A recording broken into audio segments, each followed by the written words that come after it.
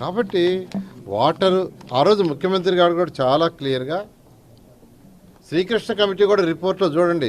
రాజధానిని చక్కటి సాగు భూములు ఉన్న విజయవాడ, గుంటూరు ప్రాంతంలో పూర్తిగా కేంద్రీకరిస్తే ఆర్థికంగా, పర్యావరణ పరంగా నష్టదాయకంగా పరిణమిస్తుందని కమిటీ అభిప్రాయపడింది. రాజధాని రాష్ట్రం మధ్యలోనే ఉండాలనే నియమం ఏమీ లేదని, తమిళనాడు, కేరళ, మహారాష్ట్ర, పశ్చిమ బెంగాలే ఇందుకు ఉదాహరణని పేర్కొంది. కృష్ణా, గుంటూరు, పశ్చిమ గోదావరి జిల్లాలకు భారతదేశ ధాన్యాగారంగా పేరుందని, అలాంటి చోట సూపర్ రాజధాని ఏర్పాటు చేయడం తగదని హితవు పలికింది.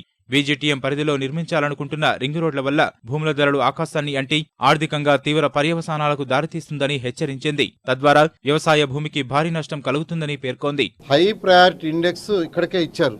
హై ప్రయారిటీ ఎక్కడ ఇచ్చారంటే అమరావతికే ఇచ్చారు. శ్రీకృష్ణ కమిటీ రిపోర్ట్లో సూపర్ రాజధాని వద్దే వద్దని, ప్రభుత్వ విభాగాలు అన్నీ ఒకే చోట కేంద్రీకరించవద్దని స్పష్టం చేసింది. అభివృద్ధి వికేంద్రీకరణకే ప్రాధాన్యమివ్వాలని తేల్చి చెప్పింది. ప్రభుత్వ కార్యాలయాలను కేంద్రం కేటాయించిన విద్యా సంస్థలను 13 జిల్లాలకు పంపిణీ చేయాలని సూచించింది. మీరంతా స్టడీ చేయాలి.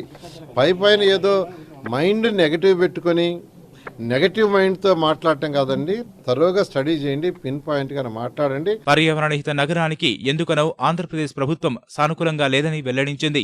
వివిధ జిల్లాల పరిధిలో అందుబాటులో ఉన్న స్థలంలో ప్రభుత్వ కార్యాలయాలు ఏర్పాటు చేయవచ్చని సూచించింది. రాష్ట్రాన్ని Vizag zone, Rayalaseema arc, Srikalahasti, నడుకుడి Spain గా అభివృద్ధి చేయాలని సూచించింది. ముఖ్యమంత్రి కార్యాలయం ఉన్న చోటే అన్ని ప్రభుత్వ కార్యాలయాలు ఉండాల్సిన పనిలేదని కమిటీ స్పష్టం చేసింది. రాజధాని, హైకోర్టు ఒకే చోట ఉండాల్సిన పనిలేదన్న కమిటీ హైకోర్టు ఏర్పాటుకు విశాఖను ఒక ఐచ్ఛికంగా పరిగణించవచ్చని, అలాంటప్పుడు రాయలసీమలో బెంచ్ను ఏర్పాటు చేయాలని పేర్కొంది.